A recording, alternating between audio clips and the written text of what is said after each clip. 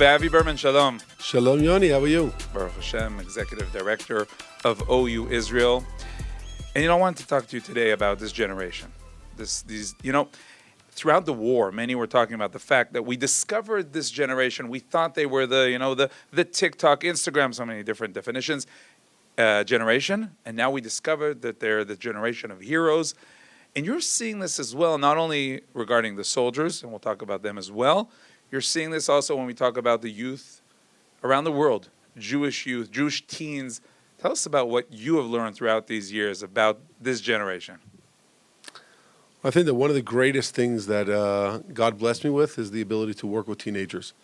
And for that matter, I think the entire OU, whether it's NCSY or the different programs that we have here in Israel, they work with teens day in and day out. And the past 22 months, we've seen a generation that we thought was, you called it a TikTok generation. We thought they were spoiled. And I guess what we're seeing is a generation of lions. It makes no sense to see what we're seeing. The amount of teenagers throughout the last 22 months that decided to come to Israel, don't forget, it's a war zone. Missiles are falling. Mm-hmm. There are sirens. And they don't care. They say, my homeland is Israel. I might live in New York. I might live in LA. I might live in Toronto. But my homeland is Israel, and therefore I am coming. And I am not missing out on my program. Just the past 2 months, I think the fact that we were sitting for the 20 whatever of June, for 12 days, we had a war with Iran. I happened to have been stuck outside of Israel. I was stuck in Canada and America, going community to community. And everybody's calling me, Avi, what's going to be with the war? Now, at the beginning, I thought the questions were, like, is Israel going to be okay? But then I realized that they're calling me to see if the NCSY summer programs are going to go to Israel. Like, how long is the war going to go on so that we know that our kids are actually going to go to Israel? It's the craziest thing, I covered once the Nefesh B'Nefesh flight during one of the wars or the operations. And, as a journalist, I was supposed to ask people, how are you coming now despite the war? But even as I was there for just a few days, it was obvious that we had this urge, and everyone wanted to be close in Israel despite what was happening and because of what was happening. And you're feeling this also as well. You have your summer programs. Many had to cancel their summer programs, but in terms of the teens, they want to be here, and their families also, which may be a bit afraid and deterred, but they're pushing them, go to Israel. So I want you to know, we as the OU, mainly NCSY, Yachad, we had our summer program set, thank God, record numbers, etc. When the war broke out, parents started calling, like, is this happening or not happening? Mm-hmm. At the end of the day, they want to make sure that they have what for their teenager to do throughout the summer. Nobody wants a teenager sitting at home and driving them crazy, right? So the fact that they're able to come to Israel with the OU, with NCSY, and have an incredible program here, whether they're TJJ programs for public school kids, NCSY Kolo, Michlelet, Give, you name the program that we'll bring to Israel, each one for a different type of kid. Someone coming here to volunteer, someone coming to learn Torah, do sports, someone just doing the tour, everybody with their own unique program. Whether it's Camp Dror, which is Israeli or Anglo kids living in Israel that we took up to the Golan, and what's going to happen in the Golan, and the Houthis were shooting, and the Syrians are shooting, and every single plan that we're trying to put together, you have the questions, okay, is it happening, is it not happening? But the questions were not about, oh my gosh, is it going to be safe? Are the flights going to happen? And the fact that the teenagers themselves, you could say, they're not worldly enough to understand the danger of a missile. They're seeing the videos. They're seeing the destruction that every single missile brings. And that's not stopping them. The NCSY Kolo was here. They were sitting in Bet Meir. They had 7 sirens while they were here. And not one kid came and said, you know something? I'm going back to America because this siren's scaring me. So you have hundreds of teenagers that are sitting in Bet Meir, inside a program, sirens going off again and again and again, and now one teenager comes and says, I want to leave. What does that tell you about this generation? It shows that they understand that they are part of a nation that is elevated, that has elevated itself to understand that every single generation would try. Some enemy out there wants to kill us. Right now, it's 7 different enemies that want to kill us. But the reality is, HaKadosh Baruch Hu matzilenu miyadam, and HaKadosh Baruch Hu saves us. Now, when you bring them to Israel, it's not only about connecting to Israel and the Israeli story. It's also about Jewish identity. You know what? It's both together. How much is it obvious to you that you cannot reach the levels of depth of explaining and connecting to Jewish identity anywhere else around the world? So I think that the incredible gift that the Jewish people have received 70 years ago of the state of Israel is probably the strongest anchor that we have today in order to connect our youth to Judaism. That's just a fact. When teenagers, adolescents, birthright come to Israel, it's a game changer. They suddenly understand, first of all, that whatever the world has been trying to tell them is totally fake. Mm-hmm. But second of all, wow, I have roots here. So I might walk around America, I might walk around Canada, I might walk around England, etc., and say, okay, there are British roots here, there are American roots here, but the oldest synagogue that you have in America, 100 plus years ago, over here you're walking up to stones that 3,000 years ago your grandfather was standing on this stone. Great grandfather. Right. Okay, unless your great-grandfather is 3,000 years old. But you're going to, whether it's Ma'arat HaMachpelah, or you're going to the Kotel, or you're going to Meron, or you're going to Tzfat, wherever you go across the country, you're seeing the Jewish roots. I'm taking a family in a couple of days to Shiloh. Mm-hmm. And they say, the grandfather's saying, I want my grandkids to understand what our connection is here. So tell me about the transformation. What you see when you see the young boys and girls as they come at the beginning of that year or any time period, and then when they go back home. You see,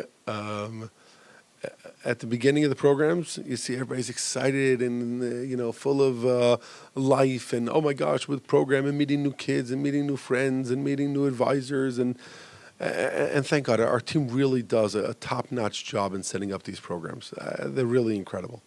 And when they're arriving in Camp Dror, they're arriving in Yad B'Yad with kids with disabilities, special kids that are, no matter what the program is, they're coming with a livelihood. I happen to have spent a number of the graduation ceremonies that we have from these programs with a number of the groups, and you see kids. I'm calling them kids, but they're 17, 18, and they're advisors who are 21, 22. You suddenly see the most, call it the most emotional speech that they could possibly have ever given. I'm sure every parent, if they were able to see their kids stand up there and speak at the age of 7, they would be kvelling and saying to themselves, where's this emotion coming from? Right? So, what'd you do? How was school today? Okay. Well, fine. Okay. By the way, it's important that these parents don't expect the kids to suddenly come back as angels. They'll still have the. It's important, right? To explain to the parents. It's deep. My goal now is to explain to parents that when you're not watching, exactly, these teenagers they are transforming themselves and those around them. It's a game changer for them because they're suddenly realizing that life is not about fun and games only, but there's meaning. When you're coming to Israel for the summer, and I hope people that are watching us now are already saying, you know something, that's what I'm doing with my teenager next summer. Because the ability that we have, especially in the state of Israel, where they're seeing chayalim that are almost their age, that are literally putting their lives on the line in order to protect them. And when they talk to a soldier and the soldier says, yeah, I know it's dangerous, but I'm defending every single Jew in the world. We saw exactly what happened to the Jews around the world since October 7th when they thought the Israeli army and the Israeli nation were weak. The fact that the state of Israel is strong protects every single Jew around the world. And every soldier, whether it's my children, your children, or any soldier that we see out there, they know that their responsibility is not just defending, their own neighborhood. If you live in Sderot, you're defending Sderot. If you live in Yerushalayim, you're defending Yerushalayim. No. My job is to defend the Jewish people. And when you take a 17-year-old boy that's living anywhere in North America, and you tell him, listen, or anywhere in the world, and you say, come, talk to this soldier. Understand why he's dedicating his life. Understand why he's just been in tank for the last 4 weeks. And they're also hearing it from friends of theirs. You look at the numbers of chayalim bodedim, of lone soldiers that decided to leave the comfort of North America, leave the comfort of many countries around the world, come to Israel and serve in the IDF. Because they too understand it's not about... I would say that also the youths that come to your programs are inspired by what they see in Israel, but sometimes I want our children, us here in Israel, that we're used to everything, also to sometimes see things through their eyes, right? Sometimes when you show an Israeli the excitement of these kids in NCSY, it's like, wow, there's what to be excited about, right? You have that feeling that you want your Israelis to have that same pure excitement? Absolutely. I make sure every year on Tisha B'Av, I'm sure that, in anybody's house on Tisha B'Av, the last 3 hours of fast, right? There's a certain face that teenagers and start Googling different recipes and everything. Right, exactly. But it's like, oh gosh, I'm so right. I purposely take my teenagers with me to the kotel. First of all, you forget about the fast for the last 3 hours. But second of all, when they're able to come, gather with the hundreds of teenagers that the OU brought to Israel through NCSY Kollel, through Michlel, through the different programs that we have, and sit with them on the floor at the kotel for the last hour of the fast, and just sing with such dvekut, sing with such emotion and connection to God, asking for this day to end off in a much more positive way. That the hatred that we had amongst the Jewish people that brought the destruction of the temple should change. That we should show the love, the caring, to focus on our dear soldiers, on the amount of wives that have been sitting home for the last 22 months alone, the amount of children that have missed so many parties in school and bar mitzvahs that their father hopefully came as a guest because of their dedication to the Jewish people, to Jews that they've never met before. When these teenagers are able to understand that it's so much greater than just them, that message is what they go back to the United States with. You asked if they're going back on a high, the answer is yes. They're going back on a high because they're understanding that they are not just Yossi, Shloimi, Ruti, or Tamar. They are much greater than that because they're connected to a nation that is all connected by the soul. How does this change you? Throughout the years, you've been inspired, you've been strengthened by what you see by them?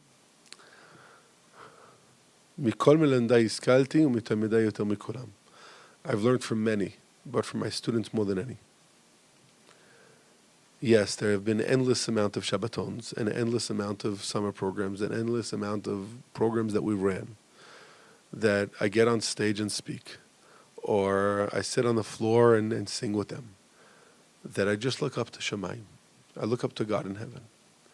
And I say, Hashem, whether I'm sitting in the Zula in Yerushalayim or I'm sitting in one of the OU teen centers across the country and seeing these teenagers just on fire, I look up and say, Kadosh Baruch Hu, put your extra eyes here. Because give me some of that fire. Yeah. And understand that your children love you. And your children are screaming out to you because they understand that they want that relationship with you. They want to love your land. They want to love every single gift that you've given us. And they want to thank you for it. So the ability that we have today, that we didn't have 2 years ago, because 2 years ago we gave up on that generation. We said, God forbid there's a war. What's this TikTok generation going to do? Right? I remember talking to lieutenant colonels in the army, in the IDF. And they're saying, if God forbid there's a war, I think these guys, all they want to do is go home every day. How are they going to fight? And now you talk to them, and they're like, what a generation. What a generation. I had a conversation with a veteran from the 6 Day War. And he came over to me and said, people say we're giborim. We did a fair of people that live up north to be able to sell their products down Yerushalayim. So one of them is a veteran of the Six-Day War. And he came and said, you know something? I thought we were heroes. Anachnu klum aleim. We're nothing compared to them.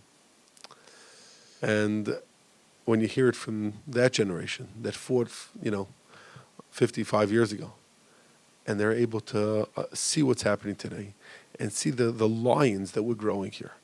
A nation that is building a generation that is all about destiny, about understanding that our people are going to live forever, and that we have another war and another war and another war, and it's not about losing enthusiasm.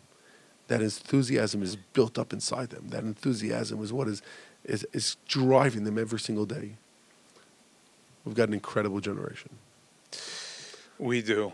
And Rabbi, we got to thank the parents and the grandparents and the teachers. Shkoyach to the parents. For bringing them up that way, because the apples did not fall far from the tree. Rabbi Avi Berman, Executive Director, OU Israel, thank you very much. Very inspiring. Thank you very much. Toda rabba.